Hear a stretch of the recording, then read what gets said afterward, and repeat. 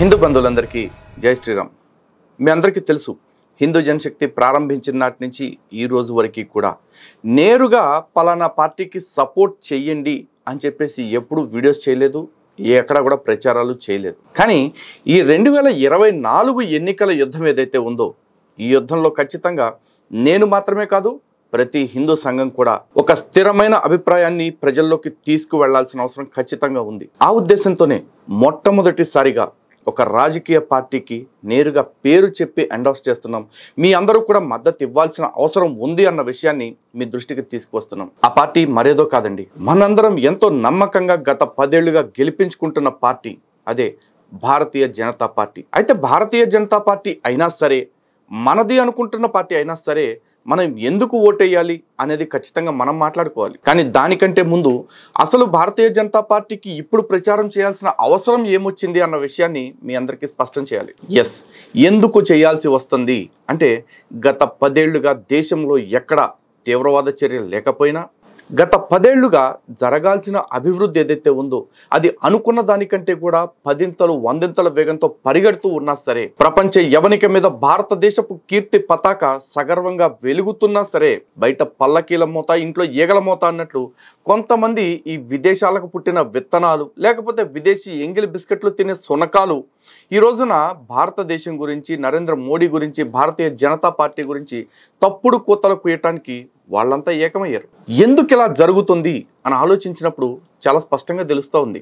వాళ్ళందరూ కూడా ఈ దేశపు విచ్ఛిన్నత కోరుకునే శక్తులే తప్ప ఈ దేశపు వికాసాన్ని కోరుకునే వ్యక్తులు కాదు అన్న విషయం. మరి విచ్ఛిన్నాన్ని కోరుకునే విదేశీ విత్తనాలు, లేకపోతే విదేశీయులకు అమ్ముడిపోయిన సంకరజాతి వంగడాలు వాళ్ళకే అంతున్నప్పుడు, మరి ఈ దేశాన్ని నమ్ముకుని బతుకుతున్న వాళ్ళం, ఈ దేశపు దేశభక్తులం, మరి మనకెంత ఉండాలి? వాళ్ళు విష ప్రచారాలు చేస్తూ ఉంటే మనం వాస్తవాన్ని కూడా ప్రచారం చేసుకోలేకపోతే ఇంకెందుకు ఆ బ్రతుకు అన్న ఆలోచనలో నుంచే ఈ ఆలోచన చేస్తున్నాం. అందుకే ఎందుకు నరేంద్ర మోదీ గెలవాలి అనే దాని గురించి మీ అందరితో నా అభిప్రాయాలు పంచుకోవాలని ఈ వీడియో చేస్తున్నా. ఈ వీడియో మాత్రమే కాదండి, ఎలక్షన్ల లోపు ఇంకా ఎన్నో వీడియోలు వస్తాయి. కాబట్టి ప్రతి వీడియోని మీరు చూడండి, మరింత మందికి షేర్ చేయండి. ఎందుకంటే భారతీయ జనతా పార్టీ రావటం అధికారంలోకి అనేది బీజేపీ అవసరం కాదు, భారతదేశపు అవసరం, భారతదేశ ప్రజల యొక్క అవసరం. ఇక నేరుగా పాయింట్లోకి వస్తే, ఈ మధ్య కాలంలో భారతీయ జనతా పార్టీ నుంచి నరేంద్ర మోడీ గారు ఒక స్టేట్మెంట్ ఇచ్చారు. అబ్కే బార్ 400 పార్ అంటే 400 పైచిలకు లోక్సభ స్థానాలని ఈసారి భారతీయ జనతా పార్టీ గెలవాలి అని చెప్పేసి అన్నారు. ఈ స్టేట్మెంట్ ఇచ్చిన కాడి నుంచి మరి ప్రతిపక్షాలు భయంతో మాట్లాడుతున్నాయా, లేకపోతే తెగబలిసి మాట్లాడుతున్నాయో తెలియదు. కానీ ఈ ప్రతిపక్ష పార్టీలే కాదు, వాళ్ళ అనుకూలంగా ఉండే గోచి పార్టీలు ఉంటాయి. ఎందుకంటే వీళ్ళందరూ అంటూ ఉంటారు మోదీకి అనుకూలంగా మాట్లాడే వాళ్ళని గోదీ మీడియా అని చెప్పేసి. కానీ మోడీకి వ్యతిరేకంగా మాట్లాడుతూ, ఈ దేశానికి వ్యతిరేకంగా, ఈ దేశ భక్తులకు వ్యతిరేకంగా మాట్లాడే వాళ్ళని మనం ఏమనాలి మరి? గోచి మీడియా. అలాంటి గోచి మీడియా పెట్టుకున్న సంతంతా కలిసి బయలుదేరి ఇదంతా కూడా మోదీ మార్క్ రాజకీయం, మోదీ ప్రజల్ని మ్యానిపులేట్ చేస్తున్నాడు, ఇవన్నీ జరిగే పనులు కాదు, 400 కాదు కదా, కనీసం 200 కూడా రాదు అంటూ తెక్క మాటలన్నీ మాట్లాడుతున్నారు. నిజమే, మాట్లాడుకుంటున్నారు, మాట్లాడతారు. ఎందుకంటే వాళ్ళ బుద్ధి అది, వాళ్ళ బతికే అది కాబట్టి. కానీ వాస్తవం మనం మాట్లాడుకుందాం. భారతీయ జనతా పార్టీ 2014లో అధికారంలోకి వచ్చే ముందు వాళ్ళు పెట్టుకున్న టార్గెట్ మిషన్ 270. సక్సెస్ఫుల్గా రీచ్ అయ్యారు. 270 అనుకున్నది 282 ఇండివిజువల్గా గెలవటం జరిగింది. కూటమితో కలిపి ఇంకా ఎక్కువే గెలిచారు. అదే 2019లోకి వచ్చేపాటికి మిషన్ 350 అని పెట్టుకున్నారు. ఎన్డీఏ పక్షాన చూసుకున్నట్లయితే సంపూర్ణంగా 350 కంటే ఎక్కువ సీట్స్ గెలిచారు వాళ్ళు. అలాగే ఈసారి 2024లో అబ్కే బార్ 400 పార్ అంటూ మోదీ గారు ఒక పిలుపునిచ్చారు. ఎందుకంటే ఒక రాజకీయ పార్టీ తనకు తాను ఇచ్చుకునే అసెస్మెంట్ ఓట్లు, సీట్లే. ఒక విద్యార్థి ఈ పరీక్షల్లో ఏ విధంగా అయితే 100కి 90 మార్కులు వస్తే వచ్చే పరీక్షలో 100కి 95 మార్కులు లేదా 99 మార్కులు తెచ్చుకోవాలని కష్టపడతాడు, ఒక గీటురాయిగా పెట్టుకుంటాడు. నరేంద్ర మోడీ గారు తనకి తాను పెట్టుకున్న గీటురాయి, తన పరిపాలనకి తానే పెట్టుకుంటున్న ఒక బెంచ్ మార్కే ఈ 400 పార్ అనేది. ఇదేమి రాజకీయాల్లో పెట్టుకోకూడదేమి కాదు.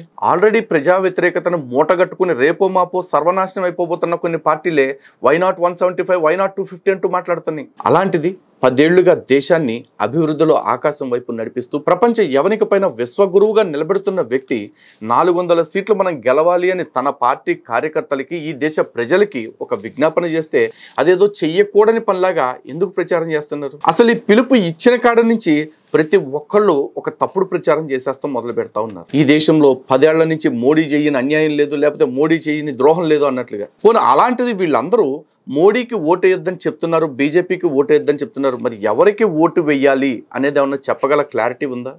వీళ్ళ కూటములు ఏవైతే ఉన్నాయో ఆ ఇండి కూటమి కావచ్చు, లేకపోతే మాజీ యూపీఏ కూటమి నుంచి కావచ్చు, లేకపోతే మేము ఇండి కూటమి కాదు, ఎన్డీఏ కూటమి కాదు, మేము తృతీయ ఫ్రంట్, ఫోర్త్ ఫ్రంట్ అని చెప్పేసి కథలు చేస్తున్న కొన్ని పార్టీలు ఎవరైతే ఉన్నారో వాళ్ళల్లో ఎవరికైనా సరే కనీస అర్హత ఇట్లాంటి స్టేట్మెంట్ ఇచ్చుకోవటానికి, లేకపోతే ఈ విధంగా పోటీ చేయటానికి కనీస అర్హత, కనీస యోగ్యత వాళ్ళకు ఉంది అని వీళ్ళు చెప్పగలుగుతారా? నిజంగా అలా చెప్పే దమ్మే ఉంటే వై మోదీ అని క్వశ్చన్ చేస్తున్న వీళ్ళు వై నాట్ రాహుల్ గాంధీ, లేకపోతే వై నాట్ సమ్వన్ అని చెప్పేసి ఒక పేరు చెప్పమనంటే దమ్ముంటే లేదు. అవేవి చెప్పకుండా ఏమంటారు, భారతీయ జనతా పార్టీకి 400 సీట్లు వస్తే వాళ్ళు రాజ్యాంగాన్ని మార్చేస్తారు అంటారు. ఈ మాట చెప్తున్నది ఎవరు? ఆల్రెడీ ఎమర్జెన్సీ అని ఒకటి పెట్టి ప్రజాభిప్రాయంతో, లేకపోతే ప్రజాప్రతినిధుల అభిప్రాయంతో సంబంధం లేకుండా రాజ్యాంగాన్ని చీకట్లో అర్ధరాత్రి మార్చేసిన పార్టీకి సంబంధించిన వాళ్ళు, వాళ్ళ సానుభూతి పరులు. అడ్డదారిలో రాజ్యాంగం ముఖ చిత్రాన్ని మార్చి దొడ్డిదారిలో సెక్యులరిజం, సోషలిజం అంటూ తీసుకొచ్చిన పార్టీలు ఈ రోజున మోదీ గురించి, భారతీయ జనతా పార్టీ గురించి రాజ్యాంగాన్ని మార్చేస్తారంటూ ప్రజల్లో లేనిపోని భయాందోళనలు క్రియేట్ చేస్తూ ఉన్నారు. మరి అలాంటి పార్టీలకి ఎవరు బుద్ధి చెప్పాలి అంటే ప్రజలే చెప్పాలి. ఎలా చెప్పాలో తెలుసా? మోదీ గారు ఏదైతే 400 పార్ అంటూ 400 సీట్లు టార్గెట్ ఇచ్చారో ఆ 400 పార్ని 400కే ఊపర్ ఇచ్చి, అంటే 400 పైచిలకు సీట్లు ఇచ్చి ఇలాంటి వాళ్ళకి బుద్ధి చెప్పాలి. ఈ గోచి మీడియా తలెత్తుకోకుండా చేయాల్సిన అవసరం మీకే ఉంది. అండ్ మోరోవర్ మోదీ గారు కానీ, భారతీయ జనతా పార్టీ కానీ, కాంగ్రెస్ పార్టీ అది చేయలేదు, కాంగ్రెస్ పార్టీ ఇది చేయలేదు అంటూ టైం వేస్ట్ చేయలా. మేము ఏం చేయగలము అంటూ చేసి చూపించి ఆ చేసిన పనులు మీ అందరికీ దర్జాగా చెప్పుకుంటూ పాజిటివ్ ఓటు అడుగుతున్నారు. అంతేకాదు ఇదేమీ అసాధ్యమైన పని కూడా కాదండి. ఎందుకంటే 2014కి 2019కి ఏ విధంగా అయితే భారతీయ జనతా పార్టీ తన గ్రాఫ్ను పెంచుకొని, తన సీట్స్ని పెంచుకొని ఒక సుస్థిరమైన పరిపాలనని ఎట్లా అందించిందో అలాంటి ఒక సుస్థిరమైన పరిపాలన మళ్ళీ అందించాలి అన్న ఉద్దేశంతో ఇప్పుడు 400 పార్ అని కూడా అడుగుతా ఉంది. నిజానికి ఇది కాంగ్రెస్ లాంటి పార్టీలకి, లేకపోతే కమ్యూనిస్టులు లాంటి పార్టీలకి, లేకపోతే మిగతా లౌకికవాదం ముసుగేసుకుని పనిచేస్తున్న పార్టీలకి ఎగ్జాజరేషన్ లాగా అనిపించవచ్చు. అంతేకాదు కాస్త అతి కూడా అనిపించవచ్చు. ఎందుకంటే వాళ్ళకి కేవలం అధికారమే పరమావధి కాబట్టి అధికారం ఏర్పాటు చేసుకోవటానికి కావాల్సిన సీట్లు వస్తే చాలు అనుకుంటారు. అంతేకాదు ఆ అధికారం ఏర్పాటు చేసుకోవటానికి అవసరమైతే వాళ్ళకి సరిపడా సీట్లు రాకపోతే భావసారూప్యత అనే పేరుతోటి అడ్డమైన పార్టీలతోటి అపవిత్ర పొత్తులు, అపవిత్రమైన కలయికలు పెట్టుకుని కూడా ప్రభుత్వాలు ఏర్పాటు చేయాలనే ఆలోచనలు వాళ్ళు చేస్తారు. కానీ నరేంద్ర మోడీ అలా కాదు, భారతీయ జనతా పార్టీ అలా కాదు. 2014లో 270 ఎలా టార్గెట్ పెట్టుకున్నారో ఆ టార్గెట్ రీచ్ అయిన వెంటనే భారత్ని స్వచ్ఛ భారత్గా మార్చాలి అని చెప్పేసి ఏదైతే ప్రయత్నం మొదలెట్టారో ఈసారి 400 పైచిలకు సీట్లను కనుక మీరు ఇస్తే కేవలం స్వచ్ఛ భారత్ మాత్రమే కాదు, సమృద్ధ భారత్, స్వశక్తి భారత్, స్వాభిమాన్ భారత్ని నిర్మించడానికి నరేంద్ర మోడీ గారు తన రక్తాన్ని చెమటగా మార్చి కష్టపడతారు. ఇందులో ఎటువంటి సందేహం అవసరం లేదు. అండ్ మోడీ గారి కష్టపడే తత్వం ఏంటి అనేది 10 సంవత్సరాల నుంచి ప్రతి ఒక్కళ్ళు చూస్తూనే ఉన్నారు. ఒక్కరోజు కూడా సెలవు తీసుకోకుండా కాలికి బలపాలు కట్టుకుని ప్రపంచమంతా తిరుగుతూ భారతదేశానికి పెట్టుబడులు తేవటమే కాదు, భారతదేశం ఆత్మగౌరవాన్ని కూడా మరింత మరింత మరింత ఇనుమడింప చేశారు, చేస్తూనే ఉన్నారు, చేస్తూనే ఉంటారు. బికాస్ మోడీ అంటే నాట్ జస్ట్ నేమ్, మోడీ అంటే బ్రాండ్. ఎలాంటి బ్రాండో తెలుసా? మోదీ అంటే మెంటర్ ఆఫ్ డైనమిక్ ఇండియా. ఇంతేకాదు మోదీని గెలవటానికి చేతకాక గతంలో కూడా మోదీ గారి గురించి ఎన్నో తప్పుడు ప్రచారాలు చేశారు. మోదీ అధికారంలోకి వస్తే అలా జరిగిపోద్ది, మోదీ అధికారంలోకి వస్తే ఇలా జరిగిపోతుంది, మోడీ అధికారంలోకి వస్తే మైనార్టీలు అసలు ఈ దేశంలో బతకలేరు అని చెప్పేసి. నిజమే, వాటన్నిటి గురించి కూడా తదుపరి వీడియోలో ఇంకా వివరంగా చెప్తా. కానీ వాటన్నిటికంటే ముందు ఫస్ట్ మనం గుర్తుపెట్టుకోవాల్సింది ఒకటే, భారత్ లాగా ఉండాలన్నా, భారత్ ప్రపంచ వేదికపై విశ్వగురువుగా వెలగాలన్నా సరే మోదీ మళ్ళీ రావాలి, భారతీయ జనతా పార్టీ మళ్ళీ వస్తూనే ఉండాలి. ఇక ఎందుకు రావాలి అనే దాని గురించి భవిష్యత్తు వీడియోల్లో మరింత సమాచారాన్ని మీ ముందుకు తీసుకువస్తాం.